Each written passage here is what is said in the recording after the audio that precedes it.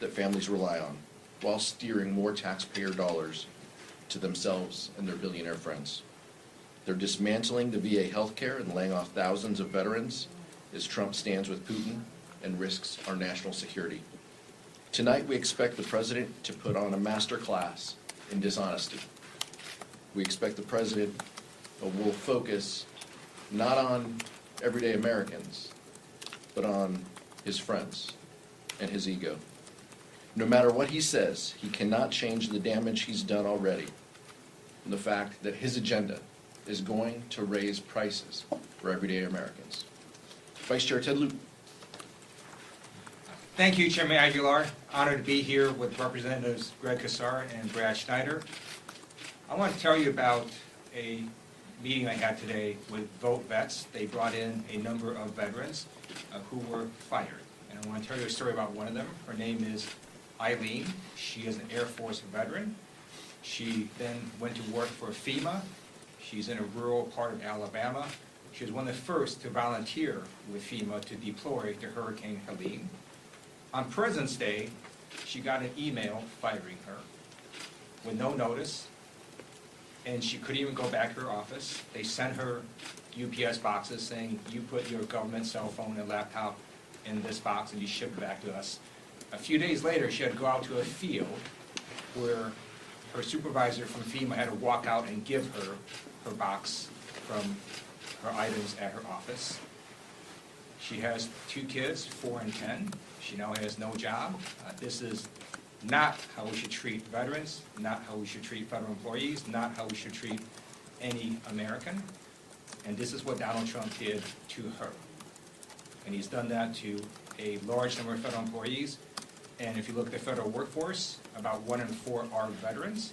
This is not how they should be treated. And most of these actions are simply brazenly illegal. We have a number of court cases being filed. We're winning a number of those cases. Others are going to go into litigation. And I call on the administration to stop illegally firing our veterans and other federal employees.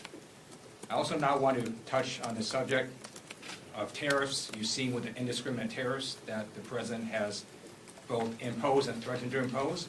And not only is the stock market tanking, but also inflation is up, consumer sentiment is down, and the Atlanta Fed has now predicted that we're going to contract this quarter in terms of GDP.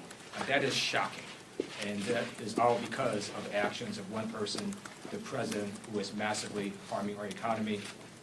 And then I'd like to conclude now on Ukraine. I don't know why Donald Trump is scared of Putin. He clearly is. He acts like he's scared of Putin. And right now, with his pause in funding to Ukraine, I just want to let Ukrainians know to please hang in there.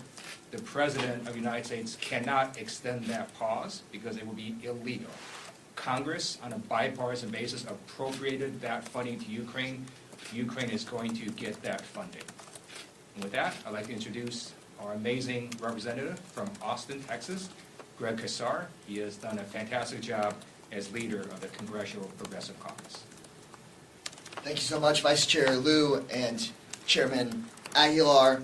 I also want to thank New Dems Chairman Brad Schneider, who I'm proud to call a partner in the fight to protect Medicare, Medicaid, Social Security, and the American people.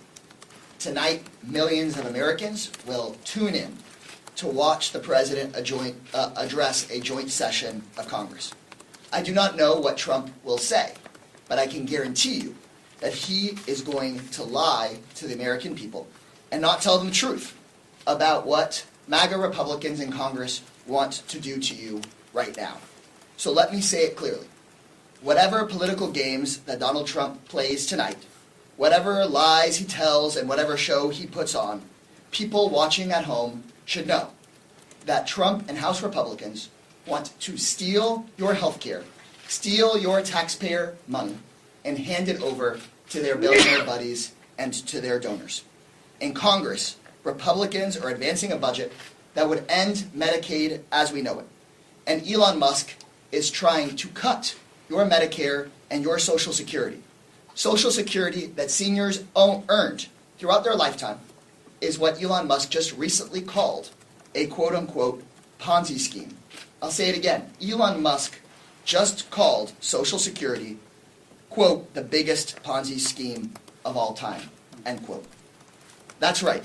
A guy that makes $8 million per day from federal government contracts thinks that seniors getting $65 a day from Social Security is a quote-unquote Ponzi scheme. Their plan is plain and simple. Guys like Elon Musk get richer, and you get screwed. But here's the good news. Democrats are united and fighting back to protect your Social Security, your Medicare, and your Medicaid. New Democrats, Congressional Progressive Caucus Democrats, the two biggest ideological caucuses here in the Congress, have put out a joint letter that includes 100% of our members from our two coalitions saying we will not vote to cut your Medicare, your Medicaid, and your Social Security. Over 200 House Democrats showed just in a matter of days that we are united with the American people in this fight. So while we may not all agree on every single issue, we are saying with one voice, hands off Medicare, hands off Medicaid, and hands off of Americans' Social Security. So now the question becomes, will any three House Republicans grow a background? Will any three House Republicans do the right thing and act like U.S. representatives instead of like Trump employees and join us? Because if three congressional House Republicans join together with Democrats to do the right thing, there will be no Social Security cuts. We can prevent cuts to Medicaid and Medicare and to Social Security.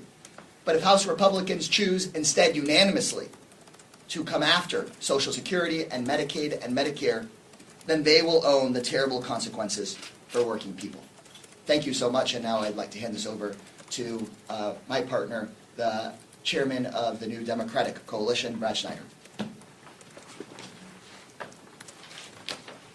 Thank you, Chair Kassar, Chairman Aguilar, Vice Chair Liu. It's good to be standing here with you in one common voice.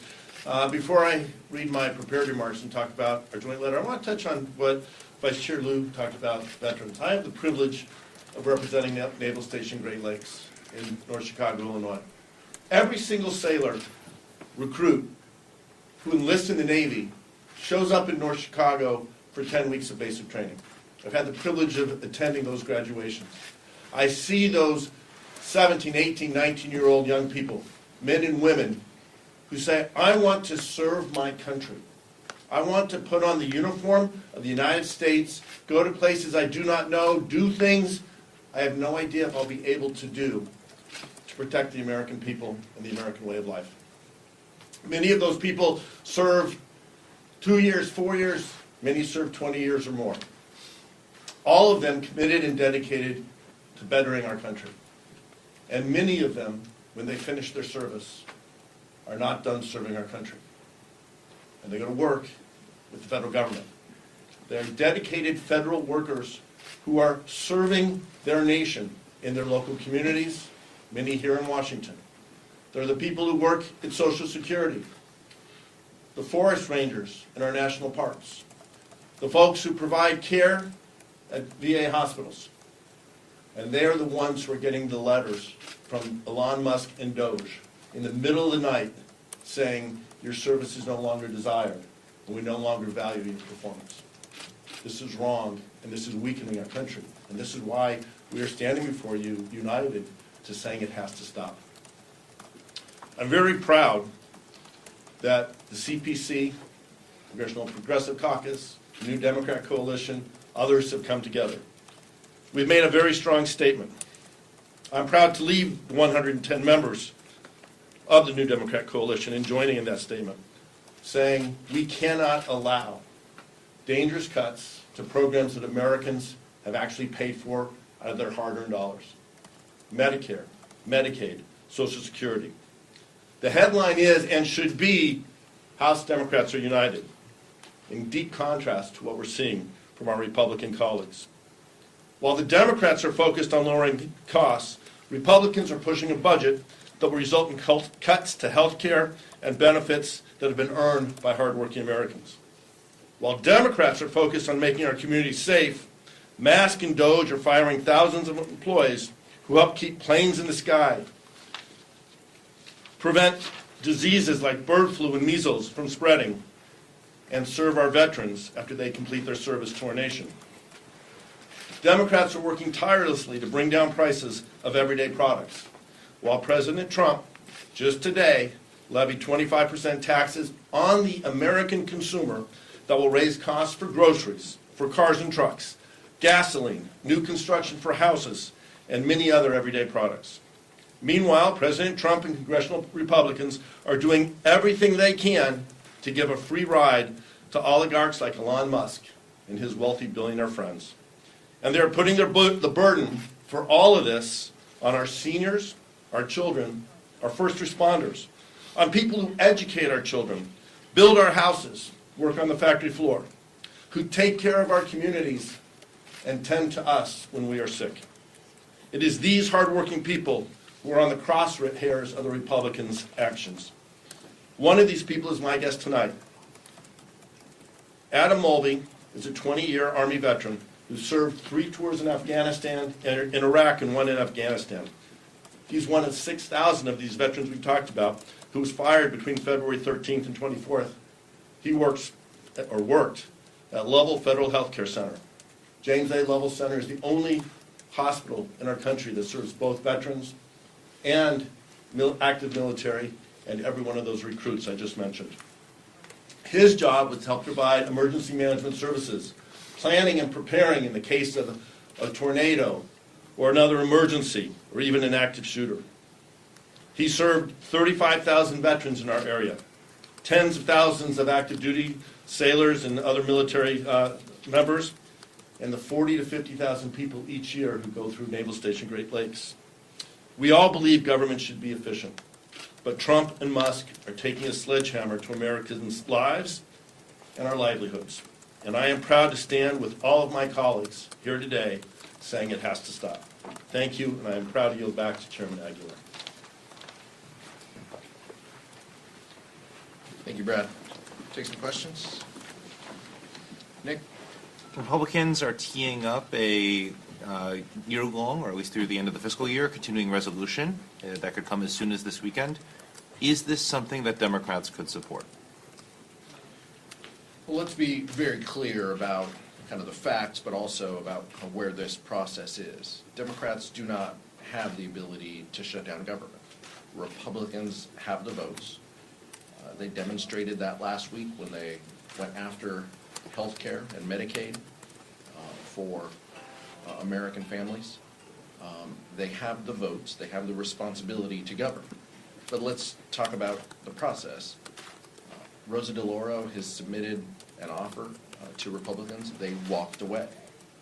Speaker Johnson has said that he wants the CR to be bipartisan. There has been no outreach from the administration or the Speaker to Leader Jeffries. So that's where things stand. Republicans have walked away, and Republicans have the votes. Then they have demonstrated time and time again that with their unity, they can go after health care and programs that we feel are important to the American people.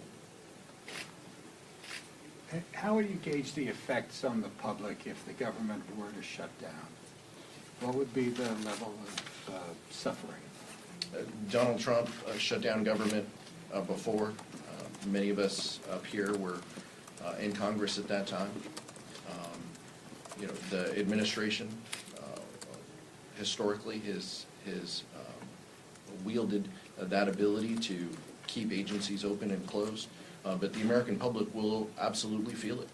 The potential to have offices closed, as my colleagues have mentioned, that is part of the point of what Trump and Elon Musk are doing here, is to fire employees, to close down offices, is their justification toward eliminating services that everyday Americans utilize and have paid for. But that's where the focus is, but we understand that Republicans' goal might be to enact pain on the American people. We're angry about it. The Democratic Caucus is angry about it. We do not have the votes to keep government open. Republicans have the votes in the majority here, and so that's what we are.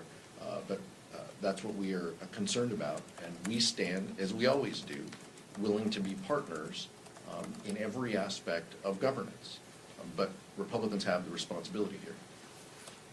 Can you talk about tonight? Is it an opportunity for Democrats to get a certain message out to the public? And what exactly, in a succinct way, is that message? What's the top priority for people to know? We want the American people to know that we need to judge President Trump not just by the words that he says tonight, but by his actions that he has demonstrated. Time and time again, he has said one thing and done the other. Tonight will be no different. So we want the focus to be everyday Americans, their economic security, their health, their safety. That's what guides House Democrats every day. And we're going to use every tool available to amplify our message against this chaos. But we understand within that House chamber, he's the only one with a microphone. And so we will use our platforms and our opportunities to have our voices heard for our constituents and for the American people. Vice Chair Liu? Chairman Aguilar is absolutely right. We need to look at the actions, and let me just tell you what has happened since Donald Trump took over. Inflation has increased. Consumer sentiment has fallen. There is now a measles outbreak in West Texas, even though measles was deemed eradicated a number of years ago. The stock market is tanking, and the administration has done nothing to help reduce the price of eggs. In fact, you can't find eggs in a number of places. And then they made it worse by firing people who work on bird flu research. Those are the actions of Donald Trump, and he is harming America. And we'll see what happens tonight, but he can't escape the really bad record he's already set forth. Mike? A couple of you mentioned the tariffs. I want to ask you about the retaliatory tariffs from Canada, Mexico, China. First, are you concerned about an escalating trade war? And what's your message to the American people out there who are already concerned about the high cost of living, the affordable housing crisis, the affordable child care crisis, and then to add these tariffs, what's your message to Americans who are just concerned that their cost of living is just going to continue to go up? Yeah, this is absolutely harmful, but we have said that Donald Trump will make America less safe and more expensive. That is exactly what he's doing. Rarely do the four of us get up here and would acknowledge Rupert Murdoch and the Wall Street Journal, but they call this the dumbest trade war in American history. And we agree. The retaliatory tariffs will be coming from those countries. This is going to make auto parts, energy, things that Americans use more expensive. And that's terrible. And the American people are absolutely going to feel it. Republicans are acknowledging that everyday Americans are going to feel it. But they are not willing to stand up against it. They time and time again have proven that they will not push back against Donald Trump. And so that will translate to Americans paying more. And it's something that House Democrats are concerned about, or angry about. But that's where the administration wants to focus their time and attention. Brad Schneider. Thank you. So a couple weeks ago in my district, I had a roundtable meeting with farmers in my district, Farm Bureau for each of the three counties in my district. And we were talking about the prospect. We're now past the prospect. China has announced a 15% tariff on U.S. agricultural products. One of the observations made, in fact, this gentleman opened up our conversation with remarking that United States farmers are the most productive. We're blessed to have incredibly fertile land, but we're also blessed to have an incredibly hardworking and capable agriculture industry. We produce more food than we can consume as Americans. It's a good thing. We can help feed the world and a growing population. Challenge is that farming is a very low margin business. So if you take that food that we're exporting around the world and you make it more expensive, harder for American farmers to sell that food around the world, many of them are going to not make their numbers for the year. Their expenses are going to exceed their income, and ultimately they're going to go under. We saw this script 8 years ago when President Trump put tariffs in place then. And that trade war led us to have to bail out those farmers. Farmers don't want to bail out. They are hardworking people who want to succeed and pass what they do from generation to generation. And what the president is doing is undermining our agricultural sector, our rural communities, our nation as a whole. Last question. House Republican leadership has told its members that they should be doing fewer in-person town halls, more teletown halls, as there are more protests. And this morning, Speaker Mike Johnson said that Democratic activists are kind of overtaking these town halls in their districts. I'm wondering if you could speak on that a little bit, especially as Democrats have been doing more town halls in their districts.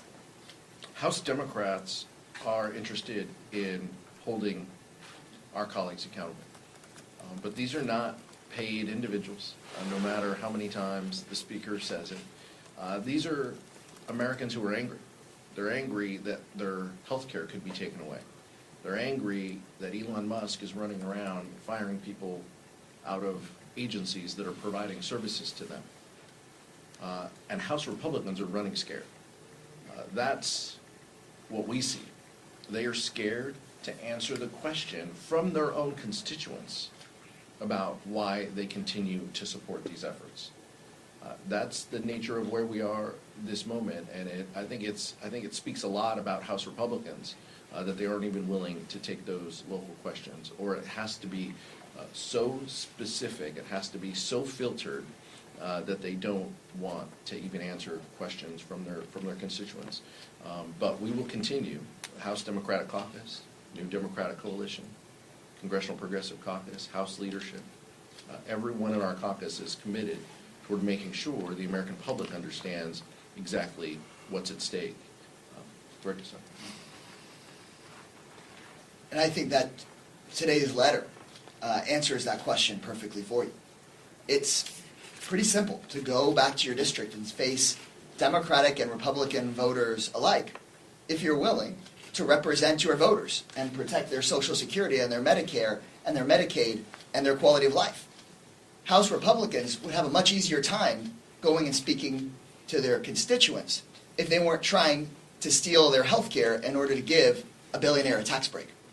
So right now, I think many House Republicans have to make a choice about whether they want to fulfill their job title as representative, where they can have a town hall and actually speak honestly to their constituents, or whether they want to change their job title to Elon Musk employee.